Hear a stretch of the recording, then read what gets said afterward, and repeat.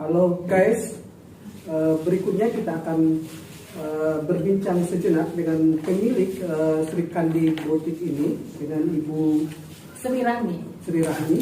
Oke. Ibu Sri, dari mana inspirasi Ibu untuk membuka butik ini dan apa yang Ibu inginkan dari membuka butik ini? Ya, terima kasih. Hai semuanya, ketemu lagi. Kita mungkin sudah beberapa kali atau melihat di banyak tempat.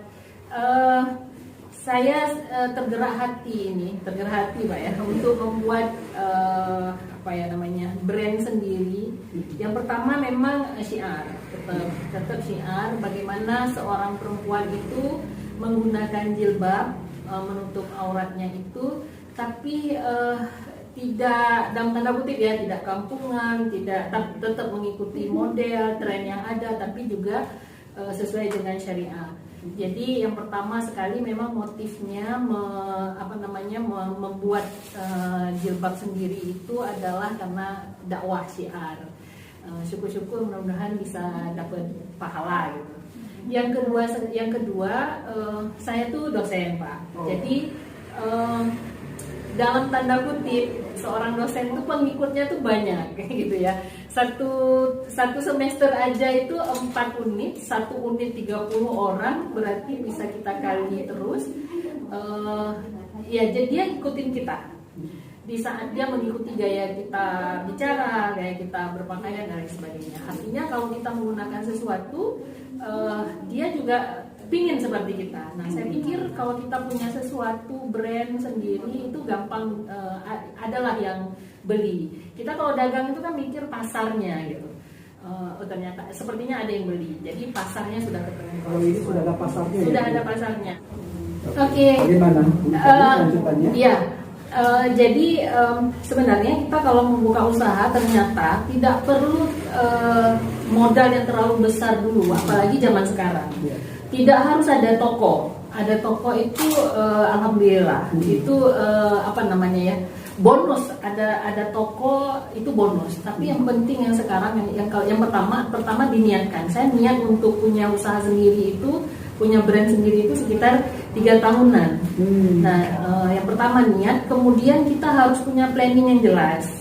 Mungkin karena background saya manajemen juga, jadi lumayan terkonsep lah dalam merencanakan bisnis ini. Kalau ditanya modal awal itu nggak besar sebenarnya Pak, masih di bawah 10 juta itu kan nggak besar ya Pak ya, nggak besar.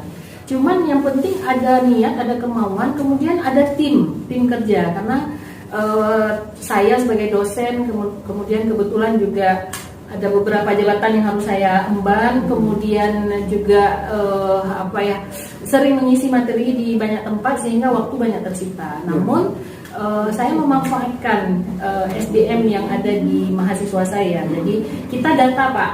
Nah ini bagi dosen dulu ya, nanti bagi mahasiswa. Saya senang kalau semua dosen itu usaha. Supaya apa?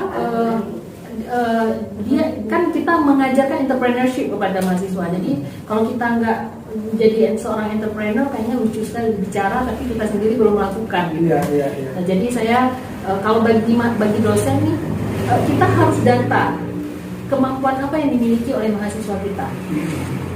Kalau misalnya kita buka usaha makanan, maka yang perlu itu adalah skill memasak, skill mengolah bahan, dan skill meramu, mengetahui bahan-bahan atau takaran. Kalau kita ingin buka usaha katakanlah seperti ini jilbab, maka yang kita butuhkan itu adalah desainer. Kenapa? Karena sesuatu yang beda, yang lain dengan yang lain itu akan punya nilai jual. Kalau kita buat jurnal tuh distingsi, ada nilai beda, ada novelty-nya. Kalau di sini siapa desainernya Bu? Saya pakai mahasiswa. Saya kasih tahu sama mahasiswa bimbingan saya bilang saya mau jilbab saya ada ciri khas Acehnya. Apa dia transparan motifnya, atau dia seperti ini. Saya kasih contoh, ini sebenarnya motif gayo ini. Ini motif gayo yang seperti ini. Kalau kita lihat ukirannya ini ukiran gayo ini, ukiran Aceh lah, ukiran Aceh. Nah, jadi gitu. Yang penting itu kita manfaatkan SDM mahasiswa. Karena kita bisa pun Pak, belum tentu kita punya waktu, Ya, gitu kan? Kita banyak tugas kita ngajar, bimbing, nguji, buat Berarti jurnal. salah satu modalnya untuk berwirausaha itu kolaborasi. Kolaborasi tetap, kolaborasi dan kita nggak bisa jalan sendiri Pak, nggak bisa jalan sendiri. Contoh misalnya di usia kita tidak terlalu ramah dengan media digital saat ini. Nah, makanya admin untuk media itu saya percayakan sama mahasiswa. Saya beli handphone khusus untuk dia, untuk dia mengupload langsung di media sosial. Jadi dan itu luar biasa, di bulan pertama aja orang yang menjual melalui orang yang membeli melalui media Instagram itu luar biasa gitu. Jadi alhamdulillah sampai hari ini itu setiap bulan ada terus yang beli. Dan satu yang mungkin bisa dikatakan berbeda ya dengan orang selain kita motif, kita juga pasarannya nggak banyak-banyak. Supaya apa? Supaya tidak banyak yang menyamai. Gitu. Kalau udah sama, perempuan tuh udah nggak nyaman pakai Pak. Jadi kalau beda itu jadi pusat perhatian, itu kayaknya kok ada ya gitu. Itu jilbabnya beda gitu. Kembar. Jadi seperti itu. Kalau begitu ini juga pangsa pasarnya khusus apa gimana Bu? Ini sebenarnya bisa masuk semua karena saya ada buat bergo itu lumayan murah lah, di bawah 50-an harganya. Kalau ini kita pakai kain yang memang paling atas, full premium. Jadi ini benar-benar level kain, tingkatan kain yang paling atas, makanya harganya juga agak sedikit bisa dikatakan mahal, tapi harga itu tidak mengkhianati kualitasnya karena memang ini yang bahan nomor satu di bahan kain. Ini termasuk yang bahan yang banyak disenangi. Iya. Bisa kita bikin murah sebenarnya. Saya sudah pelajari itu, tetapi kalau yang murah itu kainnya tidak terlalu ini Pak, tidak terlalu bagus memang. Makanya benar kalau ada harga, ada merek gitu kan, nah, ada bahan. Dan ini satu lagi untuk logonya kita ini langsung dari Cina Pak. Jadi logamnya itu kita pesen dari Cina, jadi tebal, tidak karatan, kuningnya itu dari kejauhan sudah bagus.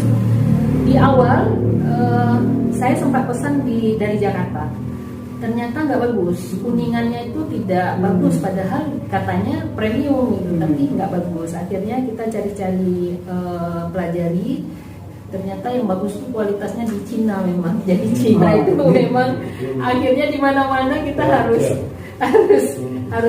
itu ya gitulah. Sebenarnya pinginnya ada di Indonesia, tapi ya itu kita udah beli pertama memang agak kurang kualitasnya.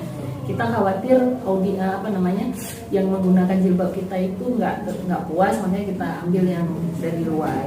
Oke Bu Tami, kalau tadi untuk dosen, kalau ini untuk mahasiswa, apa yang bisa ditularkan ini untuk mahasiswa sebagai kita berharap mahasiswa kita ini juga akan menjadi pengusaha baru, pengusaha muda ya, dalam usianya mereka terinspirasi untuk membuka usaha.